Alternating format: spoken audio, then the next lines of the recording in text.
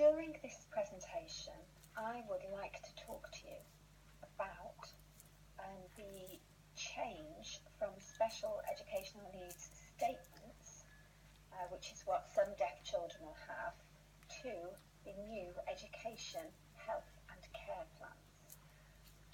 In September 2014, the implementation of significant changes to support the children and young people with special educational needs and disabilities was provided in England.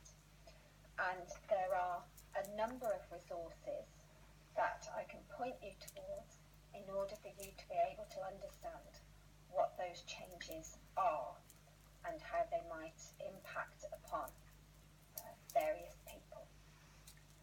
What I'd like to do first is to just take you to a sort of template, a model education, health and care plan, and we'll go through a little case study in order that you can see what kind of information needs to be included in these plans. So let's take a look at that on the next slide.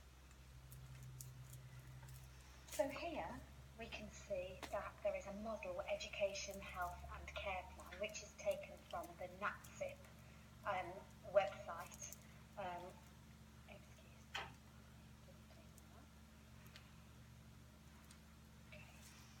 we have Kirsty, who is a child with a hearing impairment, and she is aged 4.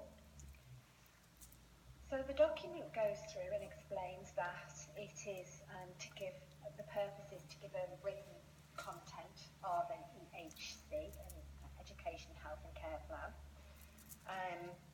and it's looking at giving a model, basically a model for people to use when they're creating these plans. NATSIP here, are recognising that local authorities will be designing their own format, but they're encouraging the local authorities to use these exemplar plans as models. So let's just take a quick look and see what kind of information you might expect to see in one of the EHCs.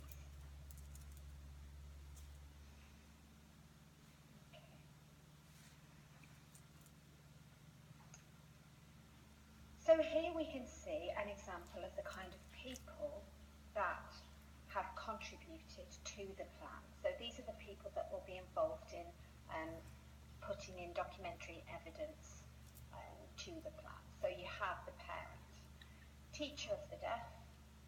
We also have an educational psychologist, an audiologist, speech and language therapist, the child's paediatrician, as well as the social worker involved with the family and the nursery manager. That kind of group of people is quite representative of what you might see in any kind of multidisciplinary team that work with deaf children. So if you were to go to a multidisciplinary meeting, these are the type of people you might logically expect to find contributing to that kind of meeting. Let's take a further look down.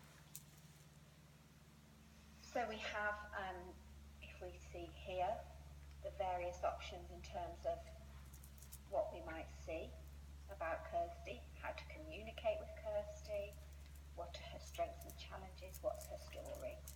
Goes on then to look at Kirsty's specific special educational needs in terms of sensory needs, speech, language and communication, social and emotional skills, cognition, educational attainment, and her self-help and independence skills. You'll also see that there is a section that deals with Kirsty's health needs and her social care needs that are related to and not related to her special educational needs.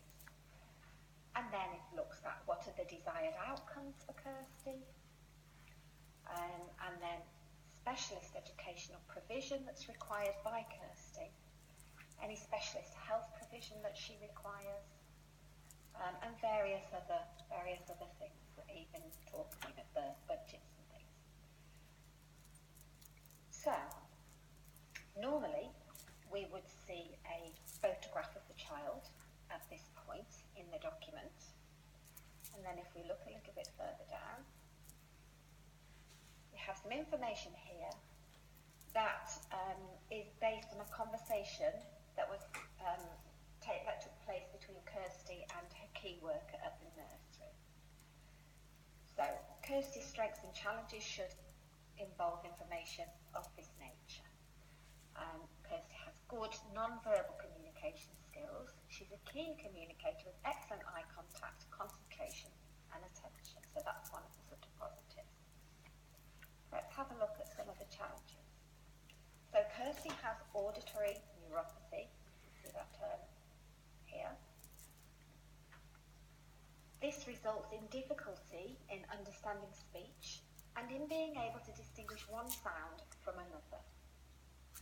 Kirsty also, if we have a look down here, has delayed listening skills.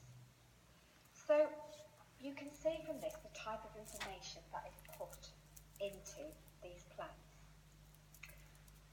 In terms of a brief case history, you've got information shown here about the fact that Kirsty was born prematurely. She spent several weeks in the intensive care unit and then in HDU, the high dependency unit. As we can see, she had infections and lung problems, and she was at that point in July 2010 diagnosed with the auditory neuropathy. They think that the hearing loss is thought to have resulted from antibiotics when she was very ill in hospital. So some health information there, some information about Kirsty's health and schooling.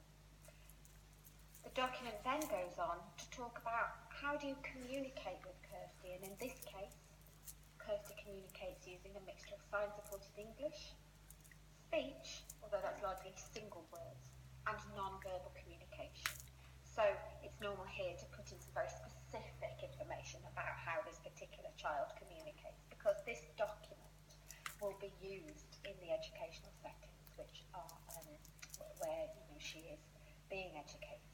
And so it's very important that everything pertinent to her communication is documented here in order that the teachers and the teaching assistants, social workers, anyone that works with her in the educational environment is able to see, all of this information. You can access these documents from the website that you can see on the screen. These come from the NDCS professionals website, which you can join as a future professional, and you might find interesting. There are lots of documents on there that are very helpful to give you an understanding of the types of things that you might come across in the future working in the world of deafness, specifically in relation to children and young people and their families. So, there is another model here, which you can see, another model